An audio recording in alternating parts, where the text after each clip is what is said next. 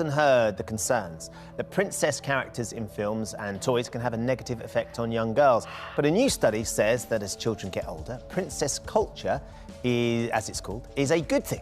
The girls are more likely to have progressive views about women. Yes, this study says that characters like Anna and Elsa from Frozen are fearless adventurers who support each other without the help of any passing princes. Hey guys, welcome back to the Coon Hub. I haven't been able to upload for a while due to software bugs, but we should be okay now, and thank you for standing by. Before we get started, I want to give a shout out to Rebel Against Defeat. That's where we hang a few times per week to talk about these issues. So become a supporter of male voices and go subscribe to his channel. It's much appreciated. Now let's get into it. This video proves how delusional and insecure modern women are. But the worst part is that they allow their daughters to see the evidence of their broken dreams, instead of telling them how fake the world is and being a woke-tard will never bring you happiness. You'll just be another unfulfilled and resentful Karen that wants the beautiful women to disappear. So is being exposed to characters like Elsa in Frozen or Moana going to leave children with stereotypes about women and how they should look and behave? Or see them as strong, independent role models? Joining us now from Sheffield is Stephanie Hill, a former Miss United who dresses up as Disney princesses for children's parties. Say what? Who dresses up as Disney princesses for children's parties. And from Burford, we can speak to Atta Jewel, a beauty journalist who says they're unrealistic versions of women. So Atta, it's interesting because you think they're unrealistic versions of women, but this study clearly feels like there's been quite a dramatic shift. And some of these characters are actually really, really important role models for girls. I mean, I grew up watching Disney princesses. I also grew up hating my hair, feeling cursed I had darker skin, and I have 10-year-old twin daughters, and when they're about 3, when the first Frozen came out, they said to me, "Mummy, it's such a shame I can't be a princess. We can't be princesses because we don't have straight yellow hair. We can only be maids because we have curly brown hair." And that's when I woke up and thought we need to do better. Can you see how some women have grown up with a distorted worldview? Instead of telling her daughters that princesses are a rarity and is not necessary in modern society. In my opinion, I think it's a stupid concept to begin with. But she would rather to now tear down a tradition that was never important to begin with. These people have nothing to do with their time. And, you know, I really had to think about and reset the button on what these princesses represent, because they didn't represent my daughters. The frog princess, who is the closest thing they have to representing them, is an animal for most of the film. You know, her biggest ambition is to run a restaurant and not a kingdom, and her prince is some kind of jazz-loving degenerate. People of class, do you hear that? You're now a degenerate for loving jazz music. And I also tell my girls with caveats, you know what, if you want to grow up and marry a princess, that's also okay. So Now this is the bit that makes me sick to my stomach. Grown people pushing a destructive rhetoric on children. Isn't it better to wait until they're grown to discuss these topics? But see, they won't wait. They have an agenda. A sponge absorbs better than a brick.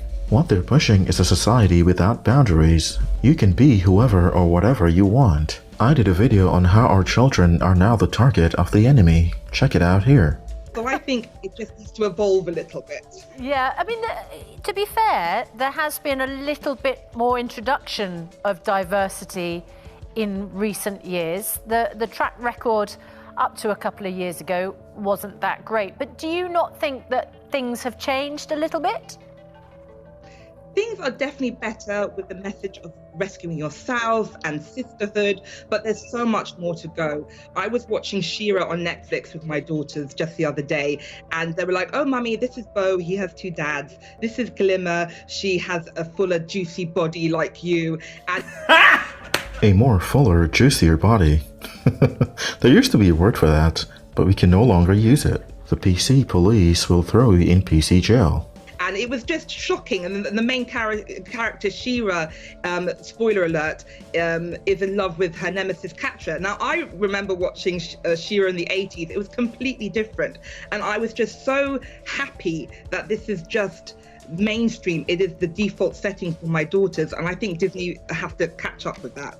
Stephanie, one of the things that people often say is it's the image of these princesses. It's their bodies, it's the way they look. As Atta was just saying, her little girl said it's such a shame we can't be princesses because we don't have long blonde hair. We can only ever be the maid. I mean, the stereotype that we see is, as we're looking at that picture there, is these very tiny waists, perfect hair, big eyes, and that's something that still persists, doesn't it? We have seen different versions, and the leading girls in some of these films are different shapes and sizes, but that default setting is still there, isn't it? And that's still a concern, surely. All I can see is an attack on what men find attractive. Choosing a fit woman puts the burden of performance on the lazy Tess Hollidays of the world. Those that think they shouldn't have to put in any effort in getting attention from men. If I make a cup of creamed coffee, I'll repeat that, I make, which was the idea of the creators back then who has the right to tell me that I need to consume more black coffee?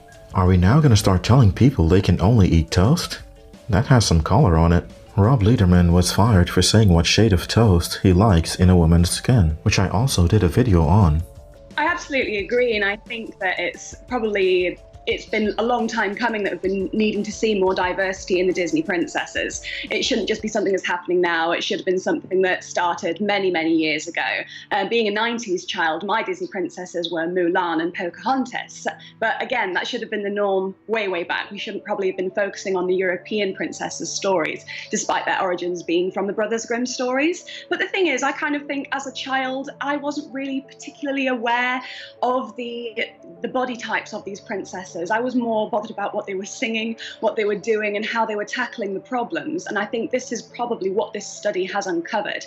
And especially looking at the terms that we're finding that actually children that grow up with these stories are less influenced by tropes such as toxic masculinity as well. So maybe we should give our children a little bit more credit. They are able to distinguish between fantasy and reality. And of course, kids are able to navigate their perceptions. It's the woke brigade that is the problem. Those that think the way they see the world is how it's supposed to be. We must allow children to think for themselves. We're here to guide them, not to relive our lives through them. And understand that these are cartoon characters, and although they have quite disproportionate bodies, that actually they're taking away the stories and the lessons from these Disney princess franchises. And you dress up as princesses, don't you?